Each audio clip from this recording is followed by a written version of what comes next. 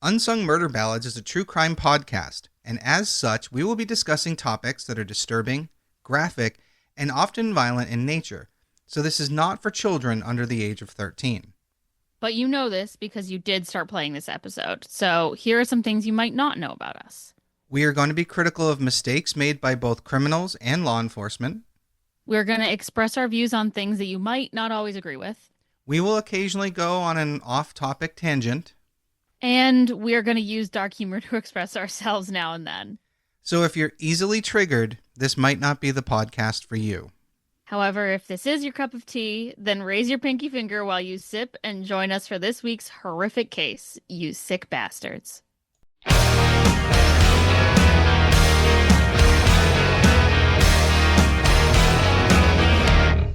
Hey everybody, welcome back to Unsung Murder Ballads. This is episode 156. I am Janus Dead.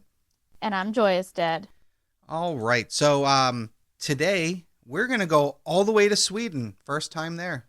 Perfect theming because it's fucking cold outside. It is brutally cold outside. Yeah, it's I'm not vibing. I read somewhere it's going to be in like the single digits. Ooh. Yeah, like after wind chill and all that other shit. And it's funny because my friend who lives in New Orleans, he and I were messaging earlier, and he said, "Yeah, so I'm riding my bike to work," and I'm like, "What?" And then I'm like, "Oh yeah, you're in New Orleans, you bastard." Yeah, what an asshole. To be fair, I am still riding my bike a little bit. You know, good luck. Crazy. Yeah, I was gonna say good luck. I only ever ride it like 5-10 minutes away because that's how far away the grocery store is. So. Oh my god, I don't know that I could do that, but you know, to each their own. To each their own. You know, at some point you just need food. No, and I get that, but I couldn't ride a bike in this. It's just too cold. I don't even like walking outside to get in my car. Valid. The cold doesn't do it for me. That's the one thing. When and if I can afford to retire, I'm going somewhere tropical.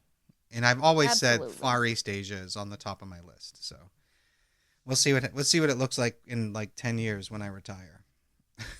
Hell yeah. All right. Tell me about Sweden. All right. So, you know, Sweden is or was one of the safest countries in the world.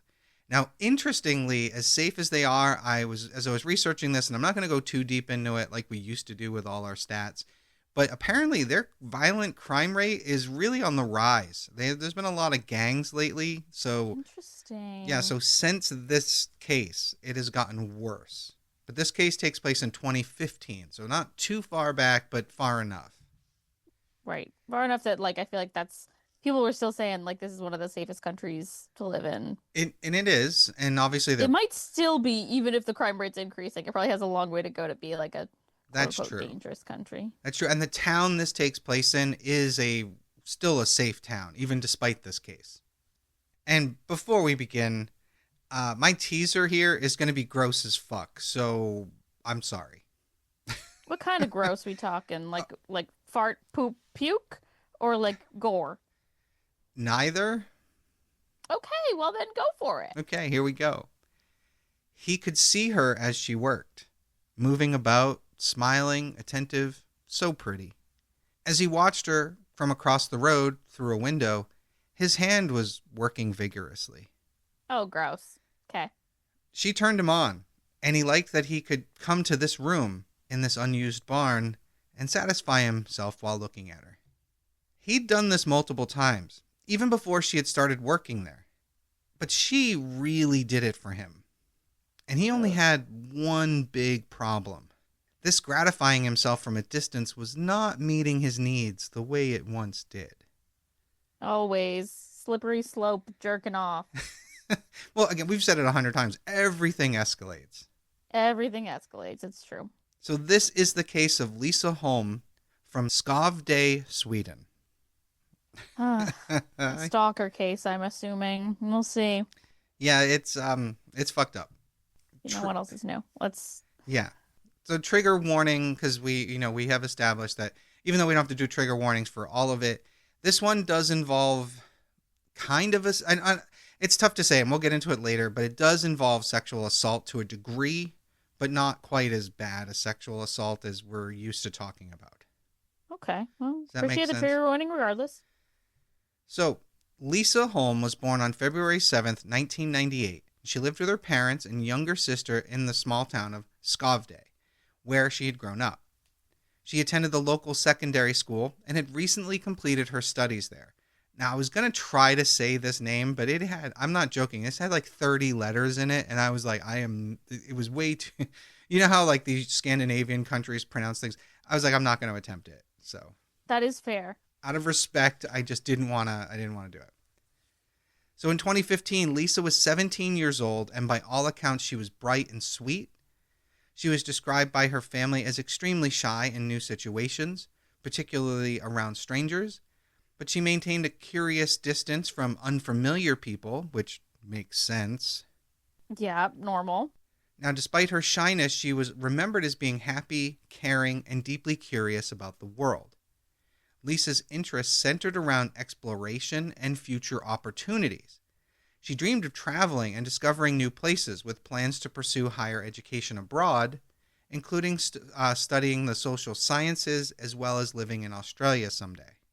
Not too bad. Honestly, Australia is on my list of places I wouldn't mind moving to. If it weren't for the spiders, I'd be with you. Spiders, crocodiles, snakes, there's all sorts of dangerous things. Scorpions, yeah. But I'm not talking like the outback. I'm talking like Brisbane or, the big cities. You're right. I've been propagandized to believe that every surface in Australia is covered in scorpions. Maybe the cities do a better job of hiding it. The big cities are where I want to be, so maybe not in the heart of them, but nearby. So I don't think I'll be having to worry about getting attacked by kangaroos or anything, All right, Australian listeners, this is your time. Let us know. Comment on our Instagram post and let us know. Yeah, and I'm going to throw a challenge down to you guys. We haven't posted it yet, but our Wrapped, Australia dropped out of our top 5 countries where it used to be in there. What happened, guys? Where are you? They probably all got stung by scorpions and died. Let's hope not. I hope not. So in the summer of 2015, Lisa had taken her first part-time job at a cafe in Blomberg, a rural area about 18 miles or 30 kilometers from Skövde where she lived. Now this was a picturesque spot at the base of 2 hills framed by a massive lake. Even the interior of this place was nice, and it had a peaceful view of this countryside. Lovely. Now, initially, her parents drove her to work, but Lisa eventually got her own moped, and by then she was kind of riding by herself to and from work. To me, that distance isn't really that far a commute, but on a moped... Yeah, on a moped, that could take a good amount of time. Yeah, so according to some sources, it was anywhere from 30 to 44 minutes. Okay. So, okay, it's not really that bad, but again, we're talking a nice rural area, so you're going through a lot of trees, like winding roads, especially at night. And again, cold. You're not covered on a moped. Right, and she's only 17. Yeah. So. But I guess who knows how they have to get around when you're young and you live in Sweden. Right. Well, on June 7th, 2015, Lisa Holm was finishing her shift at the cafe. She had been working there for only a short time, but she loved the atmosphere. On that day at 6:23 p.m., she sent a text to her family that said, "I'm on my way home. I'll be there soon." Now, her commute, again, as I said, was simple and short, and it was a familiar route, so her parents really weren't that concerned. Yeah. Until she didn't come home. Hmm. And they didn't realize, as it was building, they were getting more concerned, but it wasn't until 8 p.m. that they really began to get worried.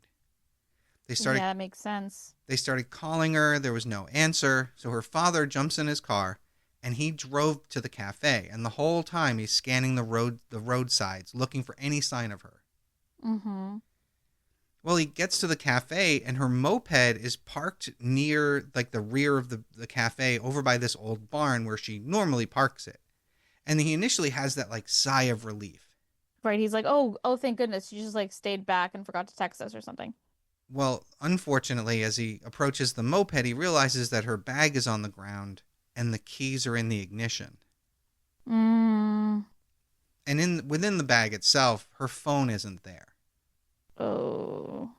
And what makes things even more terrifying is when he looks back to the cafe, it's dark. It's closed up for the night. Mm. So from what reports have said, the two co-workers that were with her that night, they all left at the same time, but they got on a bus and went on their way, and Lisa went to her moped. So no one saw what happened in terms of once she put that key in the ignition. Ugh. So Lisa's father called for emergency services around 9:45 p.m., and this missing person case was opened. Within Good. hours. I'm glad we can not have this conversation about oh, they just ran away. Well, it's funny because that was part of my next line, because they initially thought that she had run away. God damn it. But they were doing the right thing right off the jump. They just kind of thought, yeah, she probably just ran away.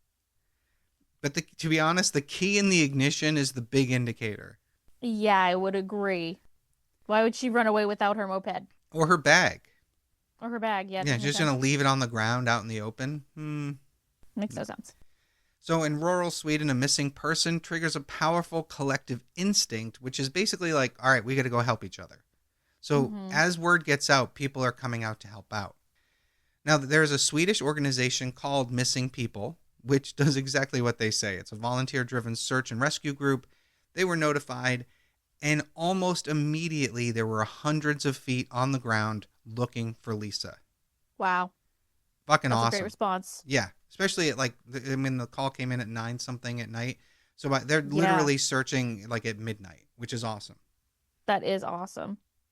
I'm not going to lie. I turned off the notification for all the Amber Alerts because it would go off at like 2 a.m. and it would be down in like Pennsylvania, hundreds of miles away. I'm like, what good am I going to do? Right. And what good are you going to do at 2 a.m.? Exactly. So hate to say it. Yeah, I turned off those notifications. As I'm sure most people have, let's be honest. I haven't gotten one in a long time. I don't think I turned them off, but I don't know. Maybe there was like an update where now you have to manually turn it on. Who knows? Yeah, weird. So searchers, volunteers, scoured the forests and the fields. They looked in barns and abandoned buildings. They even checked the shorelines around the lake. They were using police dogs, and helicopters were even used. Lisa's disappearance didn't feel like a typical missing persons case because there was no signs of a struggle around her moped. Her moped itself wasn't damaged, was kind of an indication that there was no accidents or anything like that. Right. It's weird. And like she would have gotten the key in the ignition and then was pulled off of it, but didn't knock it over? I don't know. It's weird. Abducted by aliens? Who the hell knows, right? I'm sure there's some asshole who threw that out there, right? You know there was. All right. And of course, the media outlets picked up this story and online forums ran with the theories and speculations. So police began interviewing everyone connected to the cafe. And among the people that they were questioned was a man that worked in the area. And this was a 35-year-old Lithuanian man named Nerijus Belaviktis. I hopefully got that right. He lived and worked in the same cluster of buildings where Lisa had disappeared. Now, at the time, he was just one of many that had been interviewed. But his presence was noted by police, and they continued their search. The search went late into the night, and police dogs eventually caught Lisa's scent, and it led them to a nearby barn in the early morning hours of June 8th. Inside that barn, searchers discovered several small items that raised the alarm. They found a couple pieces of fabric. They found one of Lisa's gloves and a broken strap. And I don't know if that's from like a purse or something, but they list it as a strap. Oh. Now, the placement of these items seemed intentional to police, as though someone had removed them and discarded them so that they were out of sight. Huh. And obviously all this points to no random stranger driving down the street, taking her and driving away. Yep. Because this is weird and random and yeah.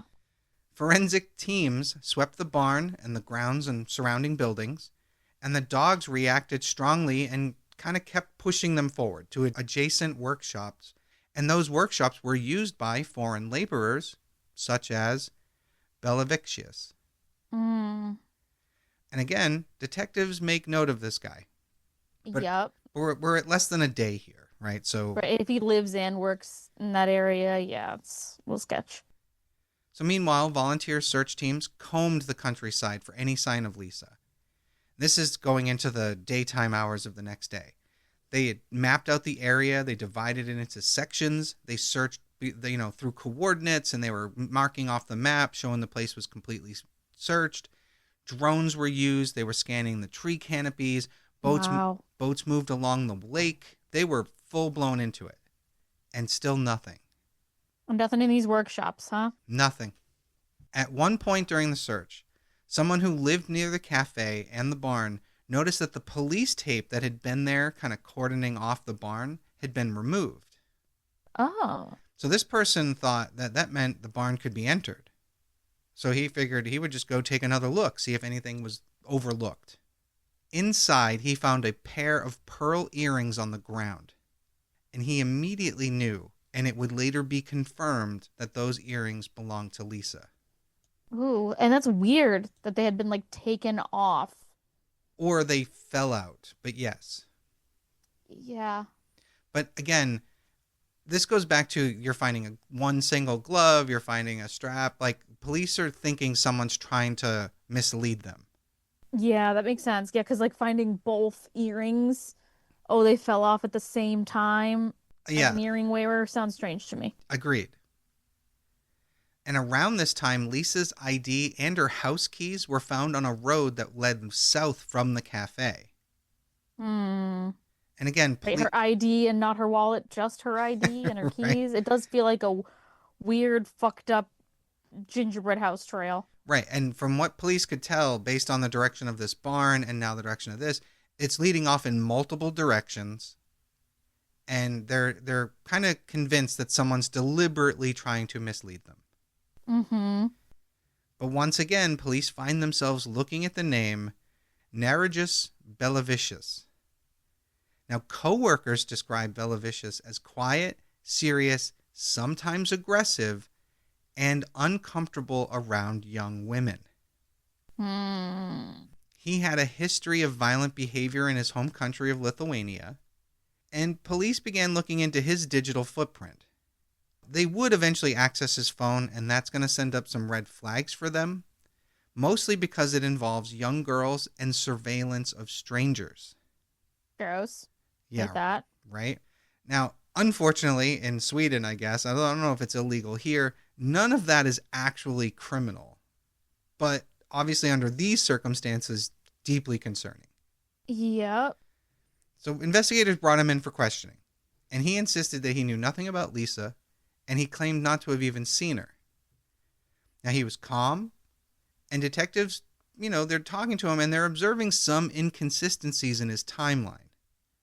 But Mm-hmm. especially because he was real evasive when discussing where he was on the night of June 7th. That's a big red flag. Agreed, but they still don't have any evidence whatsoever, so they can't make an arrest. So they have to Mm-hmm. just let him go. And they felt that time was running out because if Lisa is still alive or was still alive, she needed to be found quickly. Yeah.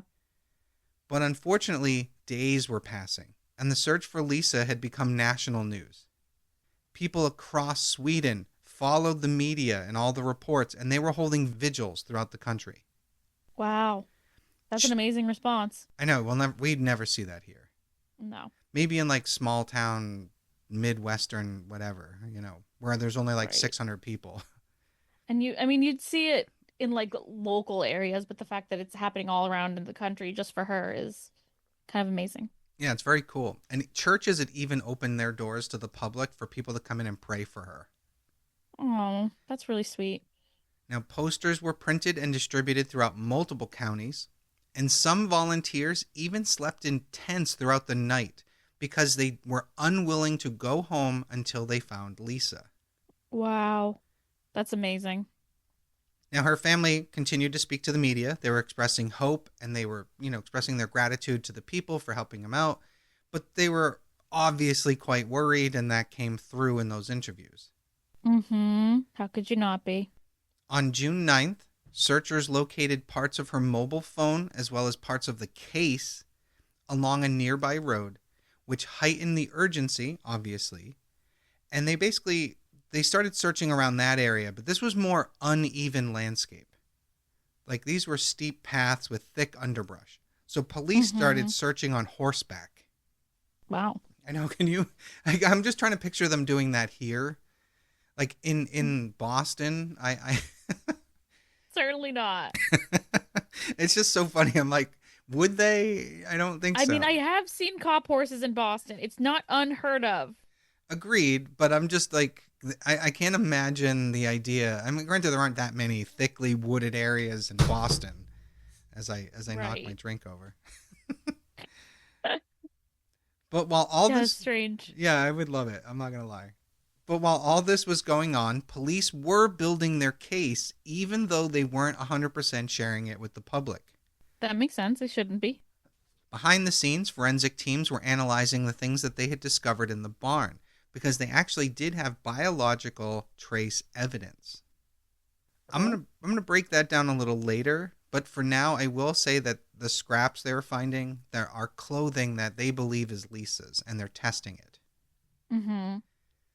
By June 10th and 11th, the operation had grown into one of Sweden's largest missing persons searches in recent memory, with again hundreds of volunteers joining every day, and the public concern mounting. So Wow. I know it's amazing. Again, it's the difference between countries blows my mind. It's crazy. Yeah. On June 11th, the group Missing People, their volunteers discovered additional personal belongings that belonged to Lisa near a dirt road, which police confirmed, and they used that as a means to refocus where they're searching, where they were searching. And again, They don't they're still think they're being led astray. not for this one, just based on certain things they found. But we're going to get into that in a little bit too. I'll spoiler alert, whatever. Now, as they're seeing where things are finding, they're realizing there's a path. Mm. And I Okay, guess even if someone were planting a path, they would have had to go that way, wouldn't they? correct. So the 5 day search, so far they've been searching for 5 days. This highlighted the difficulties posed by the region's remote and physically demanding environment, which was slowing the search progress. And police were starting to believe that they were dealing with a homicide, although Ugh. they were no longer, I mean, they still searched, but they were kind of shifting their ideas because 5 days is a long time. It is, and maybe they're bringing out the cadaver dogs, not just the ones that are searching for her. Right. And as the search expanded, there was a farm that volunteers began searching the property of. It was called Martorp Farms or Martorp Estates, depending upon your source. I'm going to go with farms. And on this farm, there were 3 migrants from Lithuania that lived there. And when this first group of searchers went to the property, they were approached by a man and a woman who lived there. And the couple told the searchers that the police had already been there and that they shouldn't waste their time searching again. Hmm. Now, the volunteers that spoke with the couple reported that the man was really tense and that he told them if they didn't leave, he would call the police about their presence. Weird. What would calling the police on these people do? They're like working with the police. Right, it would be a waste of time. But the search volunteers, they had a real bad feeling about this guy.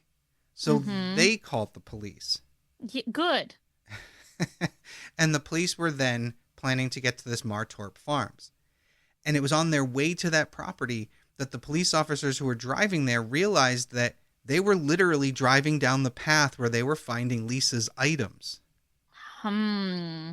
Yeah, so this guy wasn't purposefully misleading him. He was a complete fucking tool bag. Right, and also like an idiot. How are you leaving this breadcrumb trail? Yeah, he's just throwing him out the side of his window, I'm guessing. Right, as you're driving, like why idiot. So the man that tried so hard to redirect the search was obviously Nerejus Belavicius, or his brother. It's possible it might have been his brother, because he's Mm-hmm. living there with his wife and his brother. So when police arrived, they began their search and soon found a dark-colored jacket hidden in the bushes and underbrush near a shed. Hmm. That jacket would later be confirmed to belong to Lisa, and they also found her moped helmet. Oh no. Yeah. So obviously this area is the focus of their search. And as they're searching, there was a shed nearby that was surrounded by tall grass. But part of that grass leading to the door had been trampled. So police are like, what do you think that looks like? What do you think's in this shed? No one's been in there, right? Yeah, no one's been in there in a long time, guys. So the police force open the shed, and they were immediately greeted with the smell of death. Oh, no. Now, inside this shed was basically two separate rooms. There was a bedroom and basically like a locker room, and the smell was clearly coming from inside one of the lockers. Oh, God. Lisa was hidden inside one of these lockers, partially clothed with tape over her mouth and a knotted rope around her neck. Oh, my God, that's awful. Yeah, this discovery confirmed the community's absolute worst fears. Police immediately secured the area while forensic teams swarmed the site, and detectives had the unfortunate task of informing Lisa's family. Oh, that's an unimaginable thing to have to do. I don't know that I want to say I don't know that I could do it, but I think I could, but I would have to be such a rude, abrupt, cold person about it.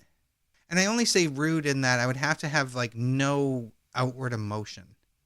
Yeah, and I think there is definitely specific training, and there's people who have jobs that do this all the time, like healthcare workers have to do this all the time. Right. Yeah, I would have to just cut off all thoughts and just be like, yep, this is what happened. Deal with it. Like, I don't know how I could do it. Yeah. So the autopsy, which was conducted shortly after Lisa's discovery, confirmed that she had died from strangulation. Ugh. The estimated time of death aligned closely with her disappearance on June 7th, 2015, which meant that she wasn't alive very long after the fact. It's at least a relief that if she was being harmed while alive, it didn't last so long. However, and this is an interesting thing, despite there being both DNA and semen samples, the autopsy revealed that Lisa had not been raped. Now, many reports state that she was not sexually assaulted, but this is where I draw a hard line in the sand, because there's a difference between being physically raped, like with penetration, and every other form of assault. Right. So she was still assaulted. She just wasn't raped. And that's why my trigger warning was so weird at the beginning. Right. That makes sense. Yeah. So within hours of the discovery of her body, Swedish police moved in rapidly. Agents located Belavicius and took him into custody along with his wife and brother, who also lived and worked on this farm. Mm-hmm. And the whole place was thoroughly searched. And the Good. evidence against Belavicius was overwhelming. Forensic analysis revealed multiple DNA traces linking him to this crime. There was semen matching him at both the barn near the cafe and on Lisa's clothing, including her jeans and the inside of the zipper of her pants.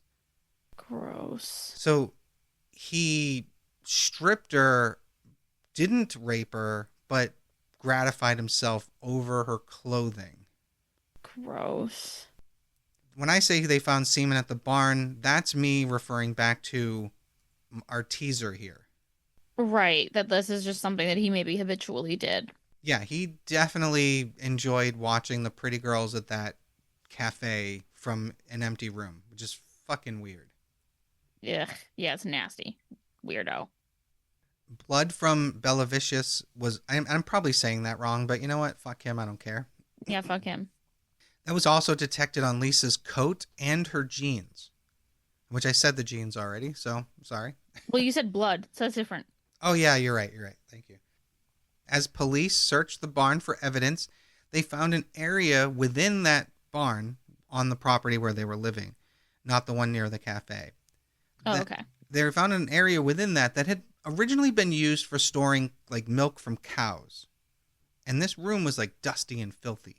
Photos of this room remind me of the movie Saw. Oh. Where the two men are like chained and, you know, they have like these crappy... have you seen the movie? I have, but I've seen too many of them, so I don't even know which scene you're referring to. The very first one where there are two men and they have like hacksaws and they're not strong enough to cut the chain, but they can cut off their own foot.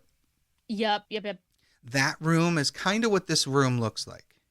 And this area, because it was where cow's milk was stored, the police began calling it the milking room. And that's what this case is generally known as, the milking room. Oh, weird. And within that, as they're searching the room, they realize that there's one area that's like a whole area that's kind of free of dust, especially this pipe hanging up. There's no dust, but there's lots of fragments of rope. This pipe is believed to be where he hung Lisa. Awful.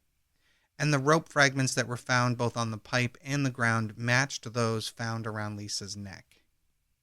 Oh. Now, Bilivicius's biological samples were recovered from 10 pieces of her clothing and rope fragments at that site, establishing a direct physical connection despite no DNA being on Lisa's body directly. Yeah. I think it's still a smoking gun. Agreed. 100%. Agreed. I don't wish this on her. Don't get me wrong. But if he was going to go through all this trouble, why wouldn't he actually rape her? Clearly that's not his fantasy. Yeah, I guess not. It's just the whole thing is just mind-boggling to me. Right. I mean, perverts are perverts and they're into their weird shit. Yes, they are. And clearly that was the gratification that he wanted. And in a weird way, I guess I'm being too practical. You know what I mean? Yeah, kind of a weird, fucked up way. Yeah. If we sit here and try to make sense of the way that perpetrators have harmed their victims, it's like we could be here all day because people do some weird fucking shit. They do. And you're 100% right. And we'll never understand them, so there's no point in trying. You're right. Yeah. And to add yet another gross detail, outside the milking room, like literally on the other side of the door, investigators found a pile of human feces that, when tested, matched Bilivicius's DNA. Okay, what a weird fucker. Now, to be blunt, and this is what they believed happened, that this scumbag was either so excited or so disturbed at killing Lisa that he couldn't help but shit himself, ran out of the room, and relieved it. Ew. I told you it was gross. I hate it. Fucking bizarre. Digital forensics from Bilivicius's computer provided additional corroboration. The device showed inactivity during the estimated time of the murder, indicating that he wasn't home, and the device contained pornographic files consistent with a sexual motive. Analysis also attributed certain online activity, initially linked to his brother's computer, so it took a little while to clear his brother, but it actually connected to his own devices, and that included searches related to the Blomberg area, meaning that he was trying to get a kind of a handle on the layout of the town. Yeah. And there were also weird. And there were also other physical traces tying Bilivicius here to the vicinity. There were footprints and clothing fibers consistent with those inside his vehicle, like there were footprints in the area near his vehicle, near the crime scene, fibers in his vehicle. All of this supported a timeline because someone saw him speeding toward the Martorp Farms on June 7th. So all of this worked out. They had this whole thing laid out. Yeah, they really put together a body of evidence. I think they did a good job here. Yeah, the police did a great job. Despite the initial, she might be a runaway, at least they still acted. Right. It seems like that was maybe a split second. Right. And maybe they would go searching for her even if it was a runaway. That's true, which is good. That's how it should be. Right. It seems like that's what the action taken would have been anyway. So his brother and wife were eventually cleared of any direct involvement, and Bilivicius, under direct interrogation, denied everything. He claimed complete innocence. Okay. Now, Swedish investigators are known for meticulous procedures, and the Lisa Holm case was no exception. Forensic mapping reconstructed Lisa's last known movements, the timeline of events, path the perpetrator might have taken, and locations where the evidence was dropped or concealed. They had the whole thing mapped out. Canine units, Literally, they brought the dogs back in, and they were able to trace the scents between the barn, the workshop, the shed where she was found. They were able to do the whole thing. Wow, that's some impressive investigation. Yeah, again, we don't get that here, but maybe it's because they don't have as many crimes to focus on. Right, but you know what? I would love it if we had so few crimes that they could focus on this much. Agreed. Be great. So the trial began later that year at, the district court, the Skaraborg District Court. Sweden does not conduct trials like they do in the U.S. There's no dramatic jury presentations. Proceedings are quieter, more restrained, and more focused on evidence rather than theatrics. Right, and like the storytelling that goes on in court. Right. Trying to pull on someone's heartstrings to feel sympathy for the perpetrator, that kind of thing. Right. Prosecutors presented forensic evidence, DNA findings, phone data, witness testimonies, search histories, a geographic timeline, the discarded items from the barn and the shed. They argued that Bilivicius here acted alone. They said that a week prior to Lisa's disappearance, he had attempted to lure a different woman away from that cafe. Wow. He had approached asking for directions to someplace. And he asked the woman to get in his vehicle to enter the address or whatever into his GPS because he didn't speak Swedish very well. But when he asked her about that to get into the vehicle, she became uneasy and refused. Good senses. So they believe that this might have been what he did to Lisa, which is why maybe her key was in the car and there's no sign of a struggle. Which sucks that she didn't quite have those instincts. Right, and it's like, I would love to live in a world where none of us had to. Right, agreed. Also, due to the blood being at the scene of the crime, his blood, they believe that Lisa fought back before being strung up by her neck on that pipe. Mm-hmm. And they found his DNA under her fingernails. Yep, that is what they always tell us to do. Now the defense, their argument was total innocence and that he was being framed. Huh. At one point, he even blamed his wife and brother. That's insane. That you couldn't. There's too much of a smoking gun, dude. Well, his brother even came forward and said that Bilivicius asked him to create an alibi for him. Yarp. So there's that. So the defense also proposed alternate theories and suggested that the crime scene might have been contaminated and that so much of this was just coincidence. And there could be 100... Yeah, like her clothing, all of it covered in his semen. What a coincidence. Well, they argued that the room she was found in, the milking room where the crime took place, because she was found in the locker, but that his semen was there because he liked to go there and relieve himself. Batshit. It's as stupid as it sounds. Right, I guess they have to come up with something. It's their duty. Correct. But the forensic evidence was overwhelming. After a week of testimony, the court delivered its verdict, and he was found guilty of murder. Good. Bilivicius was sentenced to life in prison, which was the most severe penalty under Swedish law. Mm-hmm. He appealed, but the court of appeal upheld the conviction. And I can't imagine they would even hear arguments. Right, and then he appealed again to their Supreme Court, but again that conviction stood. So that's it. Yeah, the case is closed. Of course. Now, in the following years, missing people, the Swedish group, they grew significantly, both in volunteers and national recognition. Wow. That organization now plays a crucial role in countless cases, inspired in part by the scale and coordination of their search for Lisa Holm. That's awesome. I'm glad that it's been able to grow and that it's inspired more people to get involved. That's pretty awesome. Yeah, it's rare that you see that. Yeah, I agree. Mm-hmm. Now, Lisa's grave remains a place of quiet reflection, often visited by people who had never met her, but were so moved by her story that they would go there to meditate. That's very sweet. However, I wish I could say this is where the story ends. But it so rarely does. What the fuck? Following his conviction, Belavicius began serving his sentence in a Swedish high-security facility. During his time there, he was repeatedly assaulted by other inmates due to the nature of his crime. These assaults resulted in injuries that required medical treatments and periods of isolation for his own safety. Fucked idiot. One such incident occurred on February 7th, 2017, when he was assaulted with hot water by other inmates in a prison workshop. Nice.